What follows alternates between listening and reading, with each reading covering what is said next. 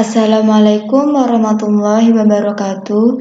Perkenalkan, saya Lili Stefani dengan NIM C1C0190012, kelas R14, Program Studi Akuntansi, Fakultas Ekonomi dan Bisnis Universitas Jambi. Baiklah teman-teman, di sini saya akan melanjutkan untuk menjelaskan tentang materi Sistem Informasi Akuntansi dan Siklus Akuntansi. Di sini kita akan mengetahui bagian-bagian apa saja tentang sistem informasi akuntansi dan siklus akuntansi. Yang pertama, kita akan membahas tentang pengertian sistem informasi akuntansi dan siklus akuntansi. Yang kedua, bagian-bagian dan elemen-elemen sistem informasi akuntansi. Yang ketiga, tahapan siklus akuntansi. Dan yang terakhir yaitu macam-macam siklus akuntansi. Baiklah, di sini kita akan mengetahui apa sih pengertian sistem informasi akuntansi dan siklus akuntansi itu. Sistem informasi akuntansi adalah sebuah sistem yang mengumpulkan, menyimpan, dan mengolah data keuangan dan akuntansi yang digunakan oleh pengambil keputusan.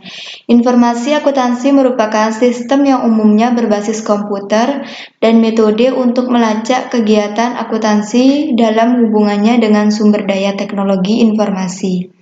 Sedangkan siklus akuntansi adalah sebuah proses penyusunan laporan keuangan yang harus bisa dipertanggungjawabkan dan diterima secara umum, mulai dari prinsip-prinsip dan kaidah akuntansi, prosedur, metode, serta teknik yang berada di dalam lingkup akuntansi sepenuhnya dicatat dalam suatu periode tertentu.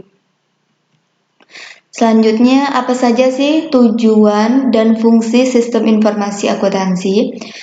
Tujuannya yaitu yang pertama, mengolah dan menyimpan data, yang kedua, memproses data keuangan menjadi informasi dalam pengambilan keputusan manajemen, yang ketiga, pengawasan terhadap seluruh aktivitas keuangan perusahaan, yang keempat, efisiensi biaya dan waktu terhadap kinerja keuangan, dan yang terakhir, penyajian data keuangan yang sistematis dan akurat dalam periode yang tepat. Fungsinya yaitu yang pertama, mengumpulkan dan menyimpan data tentang aktivitas dan transaksi. Yang kedua, memproses data menjadi informasi yang dapat digunakan dalam proses pengambilan keputusan. Yang ketiga, melakukan kontrol secara tepat terhadap aset organisasi. Adapun fungsi dan manfaat dalam siklus akuntansi yaitu tujuannya yang pertama, rekaman laporan atau recording report, yang kedua, menjaga dan melindungi properti, yang ketiga, mengkomunikasikan hasil, yang keempat, meeting legal, yang kelima, klasifikasi, yang keenam, meringkas, dan yang terakhir, menganalisis dan menafsirkan. Adapun manfaat siklus akuntansi bagi dunia bisnis yang pertama, menyediakan informasi ekonomi suatu perusahaan, yang kedua, gambaran kondisi perusahaan, yang ketiga, potret yang dapat diandalkan mengenai kemampuan menghasilkan laba, dan yang terakhir yaitu bentuk pertanggungjawaban.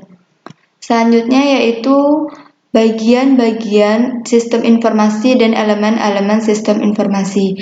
Bagian-bagian yang terdapat di sistem informasi akuntansi yang pertama itu people, yang kedua prosedur, yang ketiga data, yang keempat software, dan yang terakhir infrastruktur informasi teknologi. Kemudian ini merupakan elemen-elemen yang terdapat di sistem informasi akuntansi. Yang pertama ada sumber daya manusia, yang kedua menjalankan setiap prosedur keuangan dan akuntansi, yang ketiga formulir data keuangan, yang keempat hardware, yang kelima accounting software.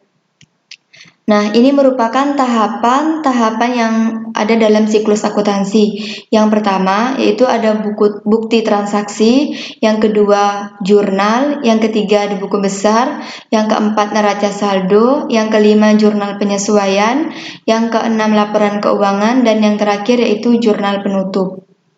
Selanjutnya yaitu macam-macam siklus akuntansi. Di siklus akuntansi ini terdapat beberapa macam.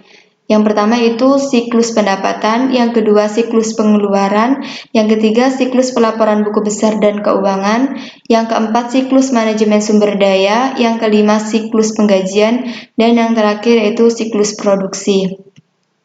Itulah yang dapat saya sampaikan. Saya akhiri, wabillahi taufik wal hidayah. Wassalamualaikum warahmatullahi wabarakatuh.